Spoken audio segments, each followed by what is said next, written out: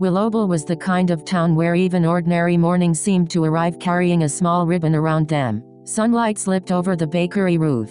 The pond blinked awake under a silver mist. And on top of the old community hall, a copper weather vane shaped like a tiny bird turned gently in the breeze. Clover the gray kitten loved that weather vane. She watched it from her window every morning while Milo the puppy counted clouds. Hazel the bunny checked her notebook. Pip the duckling sorted his ribbon collection by color. And Nora the young raccoon polished the wheels on her little kindness train. The weather vane had belonged to Willowbell for as long as anyone remembered. It pointed north when picnic blankets should be tied down. It pointed west when soft rain was coming. Most importantly, it carried a small bell beneath its tail, and when the wind was just right, the bell made one clear note that seemed to say, "Pay attention, something nice is about to happen." On the first morning of the Spring Porch Festival, Clover waited for that note. The whole town was decorating front steps with flowers, sharing recipes, and making tiny welcome signs. But instead of a bright chime, there came a clatter, a swoop, and a surprised yelp from Milo. The weather vane was gone. Only its little bell remained, hanging from the roof by one bent copper wire. "Nobody panic," Hazel said, which was how Hazel began every situation that made her want to panic a little. She opened her notebook to a clean page. "We need facts. Wind direction, last sighting, possible landing places." Milo sniffed the air. "It smells like rain, cinnamon, and something that rolled through marigolds." Pip looked worriedly at the empty roof.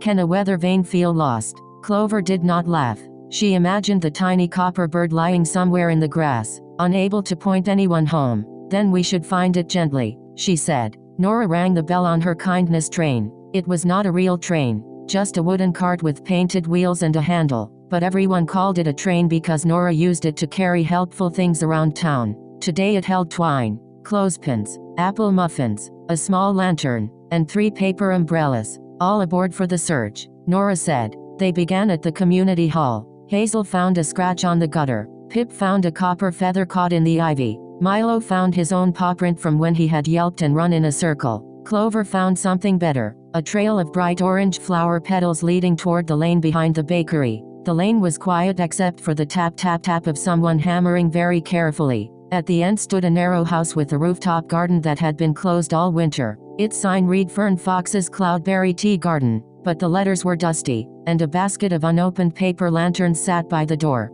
On the roof, a shy red fox named Fern was trying to fix a wobbly table. Beside her, leaning safely against a chimney pot, was the copper weather vane. Milo's ears lifted. "Found it." Fern startled so hard that her hammer bounced into a flower pot. "Oh, I was going to bring it back. I promise. It flew right into my herb bed before sunrise, and I thought if I polished it first, maybe nobody would be upset." Clover climbed onto the low garden wall, keeping her voice soft. "We're not upset. We were worried." Fern looked at the weather vane, then at the dusty lanterns. "I wanted everything to be nice for the festival. I promised my aunt I would reopen the tea garden this spring. But the sign is crooked, the tables wobble, the mint has grown wild, and now I accidentally borrowed the town's weather bird." "Accidentally borrowing is different from stealing," Hazel said, making a serious check mark in her notebook. "And promises are easier with helpers."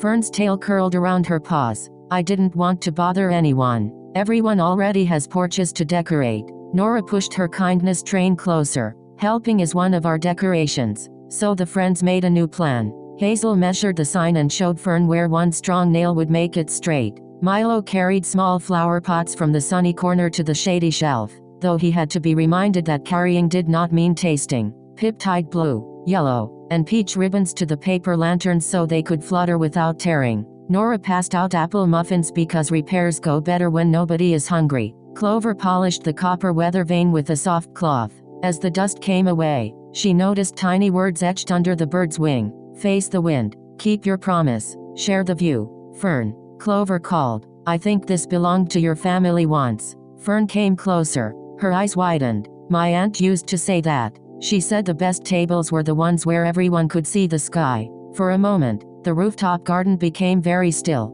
The town below was busy with festival sounds, but up there the breeze moved through mint leaves, and the copper bird shone like a memory newly remembered. "Maybe the weather vane did not get lost," Pip said. "Maybe it came to remind you."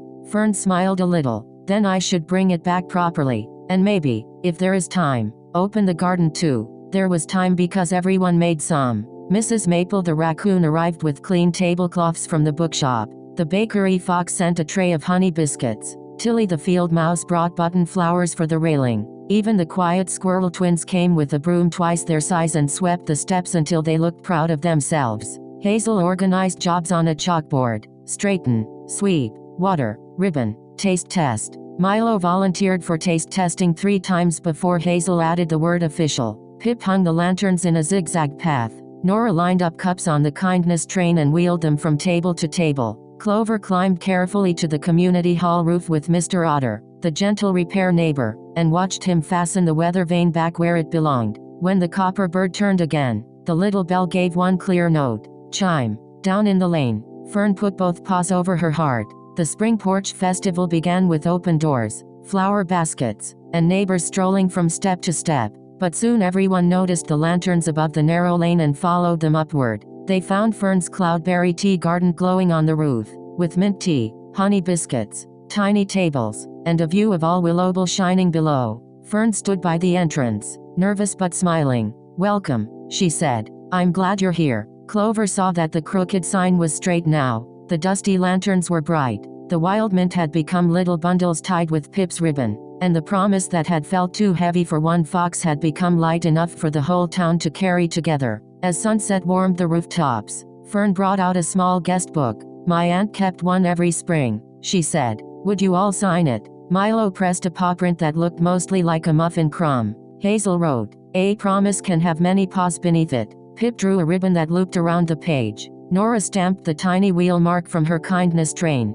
Clover wrote last, "Face the wind, share the view." Then she looked up at the weather vane. It pointed toward the tea garden, toward the festival, toward the friends sitting shoulder to shoulder under paper lanterns. The bell chimed once more, not because the wind was strong, but because the breeze was gentle and steady. And from then on, whenever someone in Willowbell had a promise that felt too large to hold alone, they knew where to go. They climbed the narrow steps to Fern's rooftop garden, poured mint tea into mismatched cups, and looked out across the town until the promise became a plan. Because some things are easier to face when friends stand beside you, and even the smallest bell can remind a whole town to look up, listen closely, and help kindness find its way home.